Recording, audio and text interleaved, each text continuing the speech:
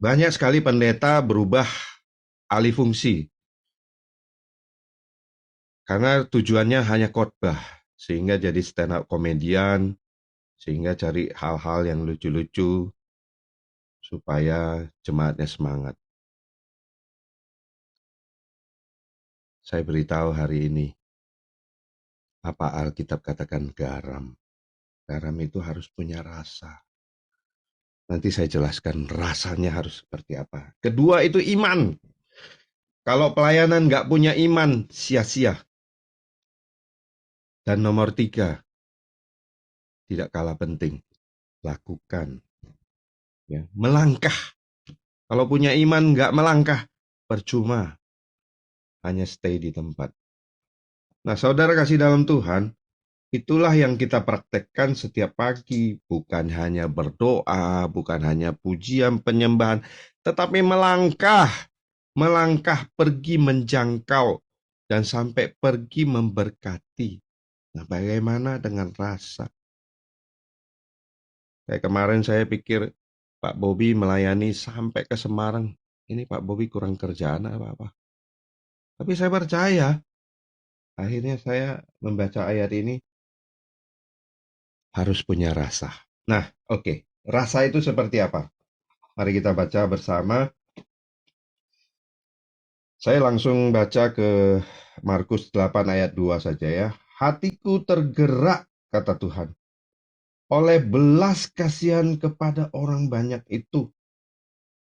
Sudah 3 hari mereka mengikuti aku dan mereka tidak mempunyai makanan. Nah, ini rasa apa? Rasa kasihan.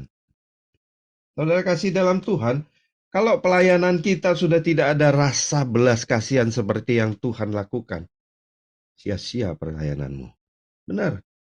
Banyak orang pelayanan rasanya apa?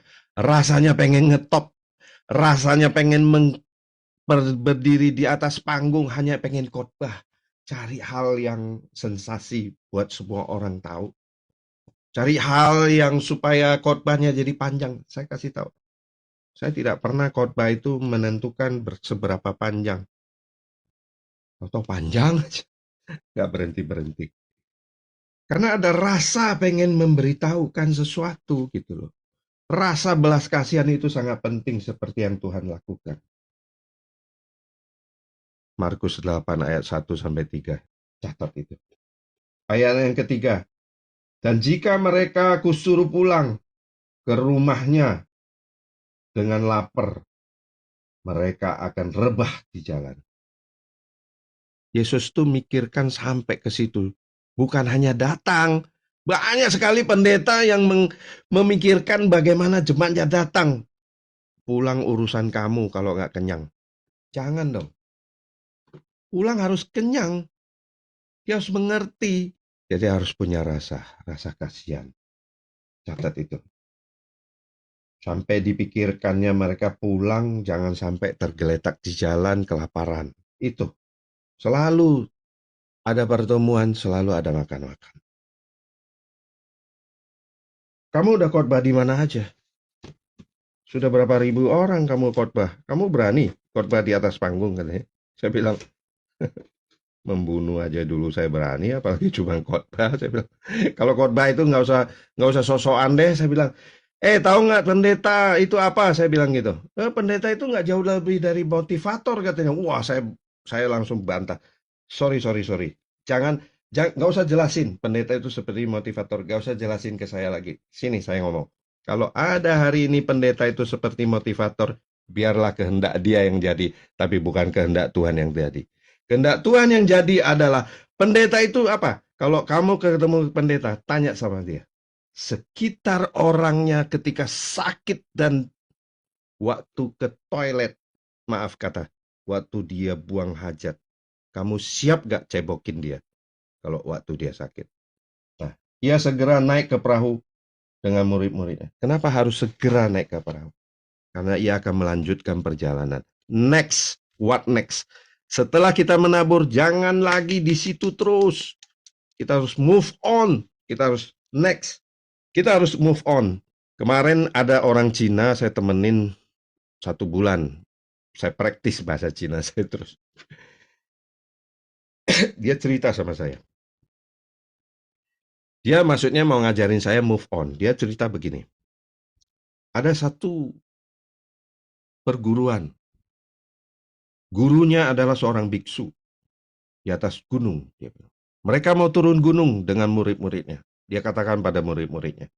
Hai murid-muridku, musuh kalian yang paling besar adalah wanita. Dia bilang.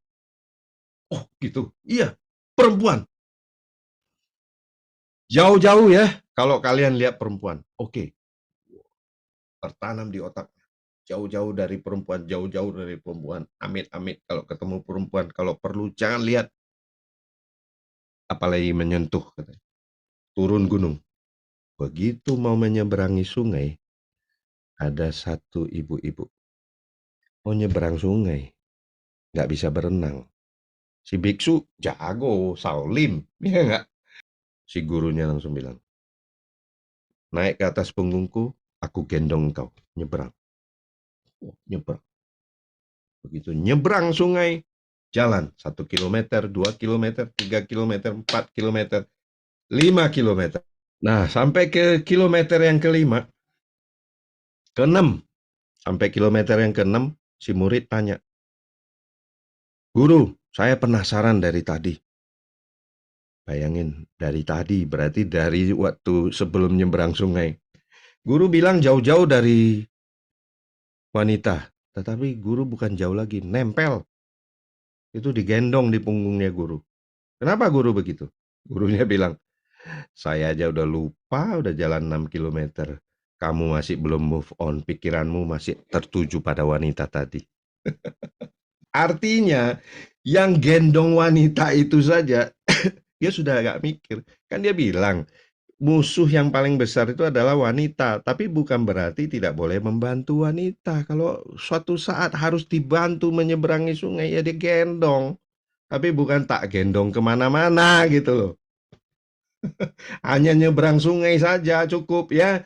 Jangan bilang aku kan kasihan sama dia, makanya ku kawinkan dia jadi istri kedua. Kurang ajar itu.